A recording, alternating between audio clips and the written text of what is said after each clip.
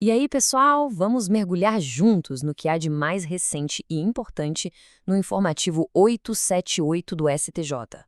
Preparem-se, porque temos aqui decisões que realmente impactam o dia a dia do direito penal, do processo civil e até daquela fronteira super delicada entre lei e religião. Mas antes da gente começar, aquele recado rápido que faz toda a diferença pra gente. Se este conteúdo te ajuda de alguma forma, não esquece de curtir, seguir e compartilhar. É esse apoio que nos dá gás para continuar trazendo essas análises. Bom, o nosso roteiro de hoje está bem claro. A gente começa com os destaques quentíssimos de direito penal, depois passa para os julgados bem importantes de processo civil, em seguida a gente analisa um caso fascinante sobre direito e sigilo religioso e, para fechar, damos aquela olhadinha no que está por vir no STJ. Vamos nessa? Nossa primeira parada, então, direito penal. Vamos analisar 3 decisões com impacto prático gigantesco, falando de roubo, do confisco de bens e até dos limites da atuação de um juiz. A primeira grande questão que foi definida no tema repetitivo 1192 é a seguinte. Imagina só a cena de um assalto a uma casa. O criminoso, com a única ação, leva bens de várias pessoas da mesma família que moram ali. Isso é visto como um crime só ou vários crimes? E a resposta do STJ foi categórica, configura concurso formal de crimes. Ou seja, mesmo que a ação tenha sido uma só, o agente cometeu múltiplos crimes. Por quê? Porque ele violou patrimônios diferentes. O fato de as vítimas serem da mesma família não muda essa lógica. A lógica por trás disso é o ponto-chave. O crime de roubo, gente, protege o patrimônio individual. Então, mesmo que a ação seja única, cada patrimônio que foi violado representa um crime diferente. O ladrão, ao agir, assume o risco de lesar várias pessoas. E um detalhe bem importante, aplicar o concurso formal aqui acaba sendo um benefício para o réu, porque evita a soma pura e simples das penas, o que daria uma punição muito, mas muito mais pesada. Vamos agora para o nosso segundo caso penal, que é extremamente delicado. A questão aqui é sobre o perdimento de bens. Pensa só, uma propriedade rural foi usada para tráfico de drogas.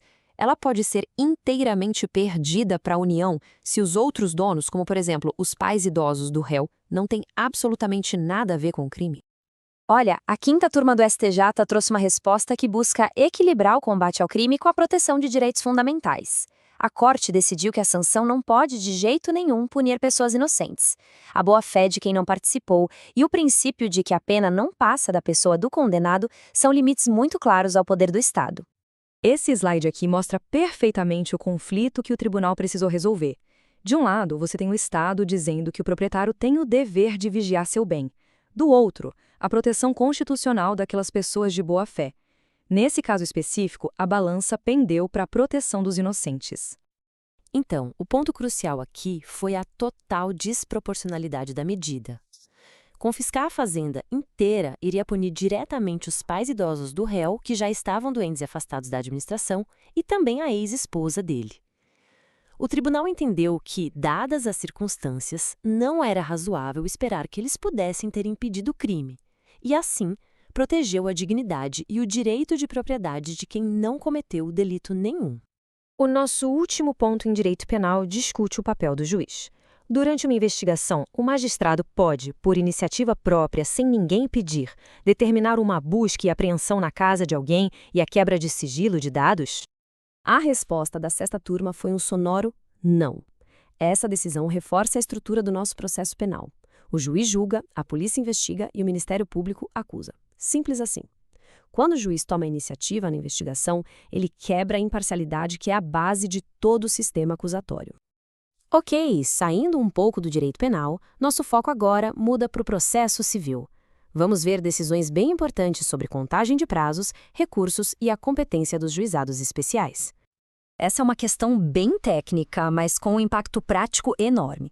Se uma parte perdeu uma causa no juizado especial e acredita que o juizado nem era o foro competente para julgar, ela pode, depois que o processo já acabou, entrar com mandado de segurança para anular tudo. A primeira turma foi direta ao ponto. Não pode. A própria lei do mandado de segurança proíbe o uso dele contra uma decisão judicial que já se tornou definitiva. Permitir isso seria, na prática, criar uma nova forma de ação rescisória, o que vai totalmente contra a ideia de rapidez e simplicidade dos juizados. Agora, muita atenção aqui porque essa é uma dica processual que vale ouro. A decisão de saneamento é aquela que organiza o processo. O STJ esclareceu como se conta o prazo para recorrer dela. O prazo para o agravo de instrumento não começa a correr imediatamente. Ele só começa depois que o juiz analisa eventuais pedidos de esclarecimento das partes. Se não tiver pedido nenhum, aí o prazo começa a contar depois que passam os 5 dias.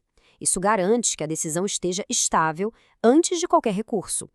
Uma pausa bem rápida aqui. Se essa análise está sendo útil, está agregando valor, que tal compartilhar com os colegas, mandar naquele grupo de estudos ou de trabalho, postar nas redes sociais?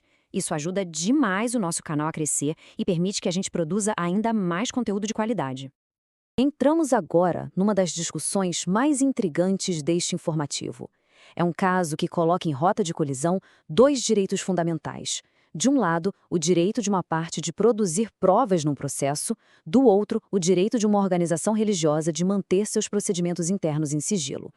A pergunta central é esta: a justiça comum pode forçar uma igreja, por exemplo, a revelar os autos de um processo disciplinar eclesiástico que foi aberto contra um dos seus membros como um tabre? E a quarta turma decidiu que não. O tribunal não pode forçar essa exibição de documentos.